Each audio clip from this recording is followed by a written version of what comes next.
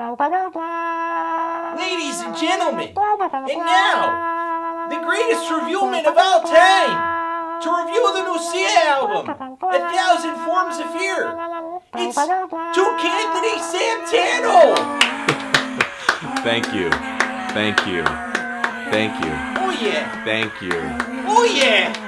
Sia is a UK via Australia singer-songwriter who has been at it for over a decade now. She has the albums to show for it, and for years she's made it as a singer-songwriter, as a pop and soul vocalist, putting her vocal talents over electronics as well as live instrumentation. She has come out with some pretty alternative and eccentric music in the past, but she has seen mainstream success as well, with some of her work charting, as well as collaborating and co-songwriting with some big names. Over the years, Sia has had a pretty versatile run, but building up to the release of this album, I started hearing this backstory about this record that she was sort of planning on retiring from the limelight just to sort of settle down as a songwriter. The lead single off of this LP, Chandelier, was allegedly passed on by Rihanna, a track I'm actually surprised she passed on. It's a great song, but I'm not really surprised that Sia would write for a singer like Rihanna because I find a lot of similarities in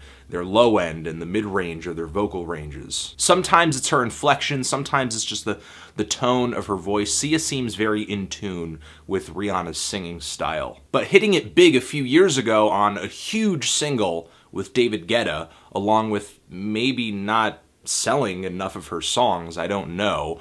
All of this compounded into another record here as a solo artist. However, Sia has chosen not to appear in any pictures or videos in promotion of this new record of hers. Not really a commercial move. However, this is Sia's most commercial sounding record yet. 1,000 Forms of Fear really feels like a series of radio-ready electropop and R&B singles that might have been written with the intention of passing them off to people like Rihanna. And for Sia, this is an interesting change of pace.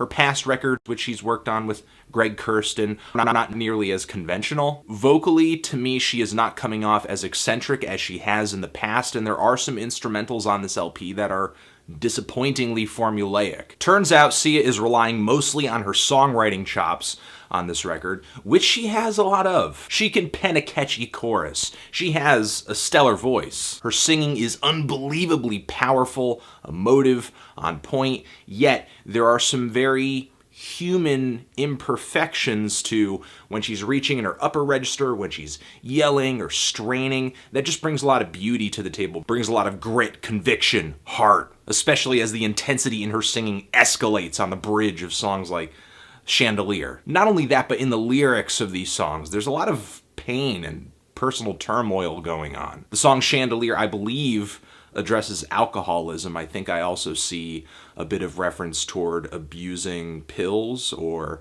meds on the song Cellophane, though that song also does reference being uplifted or saved, I think, by someone's love.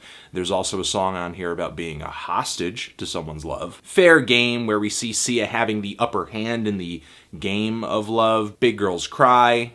Broken Heart. On the song Straight for the Knife, the chemistry between two people seems to turn really dark and the love isn't really reciprocated. And on Fire Meets Gasoline, the chemistry is instead explosive. There's a lot of relationship stuff on this record. Truthfully, the subject matter of these songs don't really change up all that much. And with a lack of seriously interesting instrumentals, it can lead to some of these tracks feeling kind of redundant or unnecessary, sort of like Elastic Heart. Not necessarily a track I think is terrible by itself, but in the running with all of these songs where essentially you've got the same themes recurring over and over and over, and it's not as if they're telling a story or there's an arc to all of it. Still, Sia does dish out some great pop tunes, like Chandelier that I mentioned earlier. Amazing chorus on this track. Fire Meets Gasoline too, as well as Free the Animal. And even though the emotions run high on these tracks, and the instrumentals boom when the hooks come through.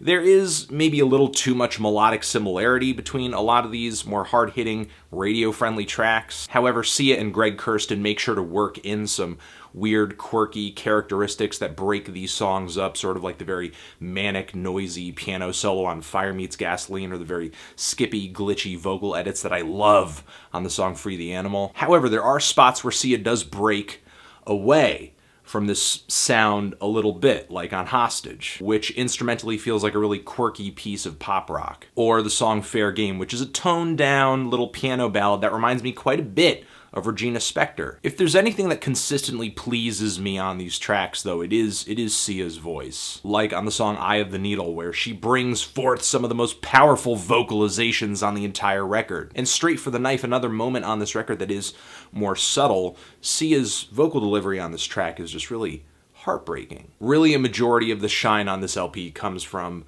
Sia's voice, her vocal harmonies, and her songwriting, which, aside from some repetitive love themes, are usually very top-notch. I really do like this record. I think a lot of the material on here is catchy, uplifting, really compelling, but sometimes I don't know if I like it for what it is or for what it's not doing, because for an electropop album, for a contemporary R&B album that has more of a radio appeal, it certainly has a more unique personality. It doesn't really get trashy. To me, it's just a very good mixed bag of tracks. Can't really say much more about it than that.